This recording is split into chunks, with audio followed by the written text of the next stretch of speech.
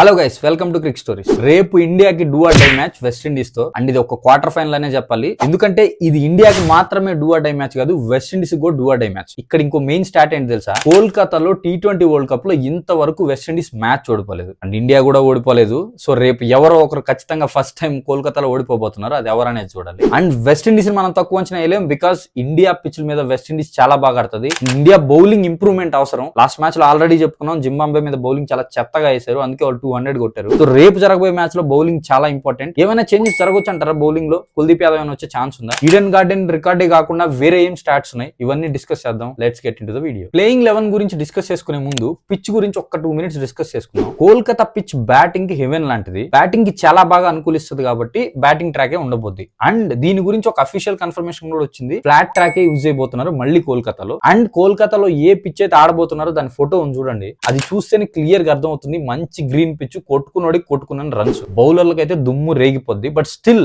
ఏ బౌలర్లు బెటర్ గా వేయగలరో, ఏ బౌలర్లు మంచి లైన్ వేయగలరో ఆ బౌలర్ల టీం గెలవబోతుంది. ఇండియన్ బౌలర్లు ఎంత హార్డ్ గా ప్రాక్టీస్ చేసి ఎంత మంచి లైన్ అండ్ లెంత్ ప్లాన్స్ తో వస్తే అంత బెటర్. ఇంకా ప్లేయింగ్ 11 విషయానికి వస్తే, ఇండియా ప్లేయింగ్ 11 లో నాకు తెలిసి ఏ చేంజెస్ ఉండవు. ప్రాబబ్లీ ఒకవేళ కుల్దీప్ యాదవ్ తీసుకురావాలన్నా కూడా ఎవరిని దిగలరు. అక్షర్ పటేల్ ని తీసినా లైనప్ మిస్ అవుతుంది. ఒకవేళ అక్షర్ పటేల్ ని తీసి కుల్దీప్ యాదవ్ తీసుకొస్తే బ్యాటింగ్ మిస్ అయింది. బికాస్ మనకి నెంబర్ 8 వరకు బ్యాటింగ్ ఉందంటే Akshar Patel reason. In case ఇప్పుడు అక్షర్ పటేల్ ని తీసి కుల్దీప్ యాదవ్ తీసుకొస్తే మన బ్యాటింగ్ తక్కువ అయింది. అండ్ వెస్ట్ ఇండీస్ లో నెంబర్ 9 వరకు బ్యాటింగ్ ఉంది. అది మనం ఆల్రెడీ ప్రీవియస్ మ్యాచ్ లో చూసాం. సౌత్ ఆఫ్రికా మీద 6-7 వికెట్లు పడ్డా కూడా అద్భుతమైన పార్ట్నర్షిప్ బిల్డ్ చేశారు హోల్డర్ అండ్ షెఫర్డ్. సో వాళ్ళ బ్యాటింగ్ నెంబర్ 9 వరకు ఉంది. సో ఖచ్చితంగా వాళ్ళ మీద మనం గేమ్ ఆడి గెలవాలంటే అది బ్యాటింగ్ పిచ్ మీద మనకి అట్లీస్ట్ 8 వరకు ఉండాలి. ఎందుకంటే ఆ రిమైనింగ్ 3 వరుణ్, హర్షదీప్, బుమ్రా వాళ్ళ ముగ్గురిని మనం మ్యాచ్ లో నుంచి తీలేం. సో ఖచ్చితంగా నెంబర్ 8 వరకు మంచి బ్యాటింగ్ పెట్టుకోవాలి. అండ్ సెకండ్ థింగ్, వాళ్ళకి మిడిల్ ఆర్డర్ చాలా ఇంపార్టెంట్. హిట్మేర్ గానీ, పోవెల్ గానీ, హోల్డర్ గానీ. బట్ మనకి టాప్ ఆర్డర్ చాలా ఇంపార్టెంట్. సంజు శాంసన్, అభిషేక్ అండ్ ఇషాన్ కిషన్, ఈ ముగ్గురు మంచిగా కుదురుకొని ఆడితేనే మన వాళ్ళు బిగ్ స్కోర్ చేయగలరు అండ్ డిఫెండ్ చేసుకోవడానికి ఈజీగా ఉంటుంది. ఎయిదర్ చేజింగ్ లో అయినప్పటికీ opening partnership and 1 down batting చాలా క్రూషియల్. సో వాళ్ళకి మిడిల్ ఆర్డర్ అవసరం, మనకి టాప్ ఆర్డర్ అవసరం.